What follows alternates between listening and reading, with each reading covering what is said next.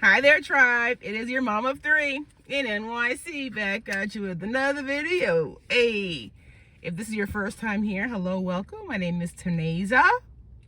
I'm on an awesome journey. I would love for you to join me. I am reading the Bible for the very first time. We've already read, it's January 20th. We've already read the book of Genesis, Exodus, and we are now in Leviticus. So let's just go ahead and jump in. You know how I do. Let's get to the meat. So in Leviticus chapter 6, there are directions for, or regulations, I should say, for the burnt offering, the grain offering, and the sin offering. Chapter 7, regulations for the guilt offering, the fellowship offering. And at this point, I was confused. I was like, wait, I feel like we just read these chapters. But when I went back and compared chapters 1, 2, 3, 4, and 5, and then now 6 and 7, the difference between these chapters and those first chapters is that these are directions for grain, how the yeast should be, whereas the first chapters were about meat, slaughtering animals for offerings. In chapter 7, not only does it give regulations for the guilt offering and the fellowship offering, it also explains they should not eat fat. Eating fat is forbidden. And so I wanted to read for you Leviticus chapter 7, verses 23. The Lord tells Moses, verse 23, say to the Israelites, do not eat any of the fat of the cattle, sheep, or goats. Verse 24, the fat of an animal, the dead or torn by wild animals, may be used for any other purpose, but you must not eat it. In chapter 8, this chapter is about the ordination of Aaron and his sons. I want to read for you verse 7 of chapter 8. Oh, and I'm reading from the NIV, the New International Version. Any version you have is great, just stick with it. Verse 7. So Moses put the tunic on Aaron, tied the sash around him, clothed him with the robe, and put the ephod on him. And I'll include a picture of the ephod here as a reminder what that is. He also tied the ephod to him by its skillfully woven waistband, so it was fastened on him.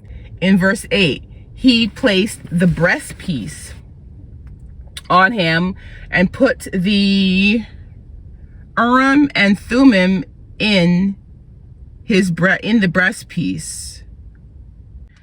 Verse 9, then he, still talking about Moses, placed the turban on Aaron's head and set the gold plate, the sacred diadem, on the front of it, as the Lord commanded Moses.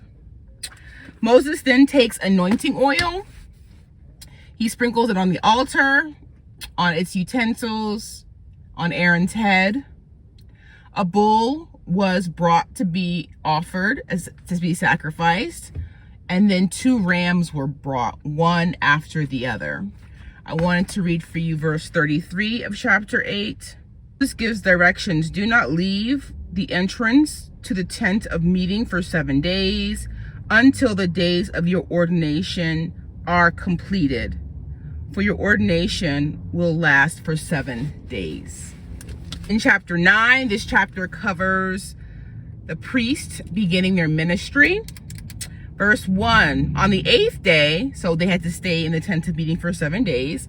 On the 8th day, Moses summoned Aaron and his sons and the elders of Israel. Verse 2, he said to Aaron, take a bull calf for your sin offering and a ram for your burnt offering, both without defect, and present them before the Lord.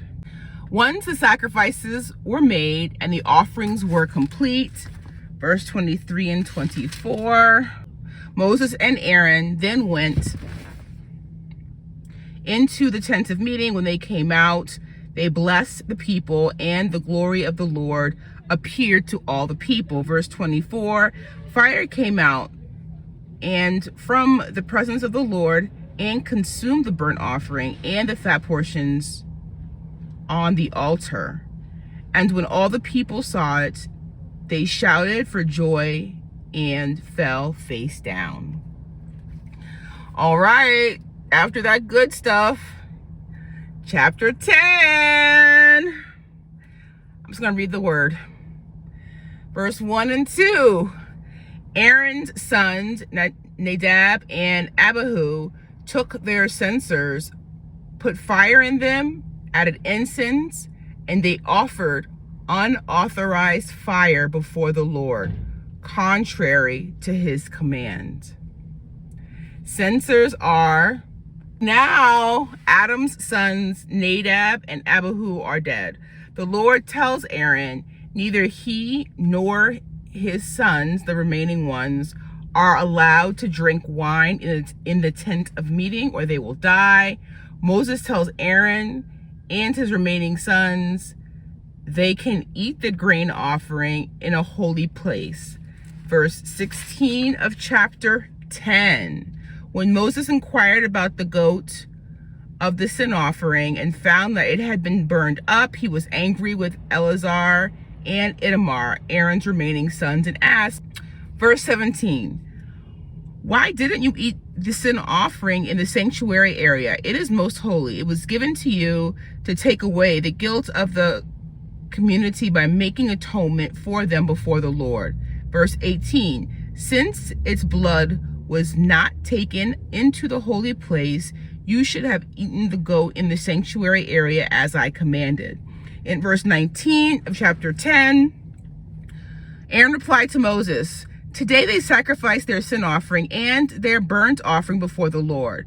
But such things as this have happened to me. Would the Lord have been pleased if I had eaten the sin offering today? Verse 20, when Moses heard this, he was satisfied. And that concludes today's review.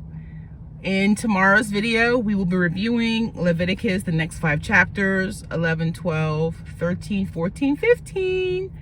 Please leave any revelations in the notes below. Today's review, I'm going to title it, The Lord Expects Obedience.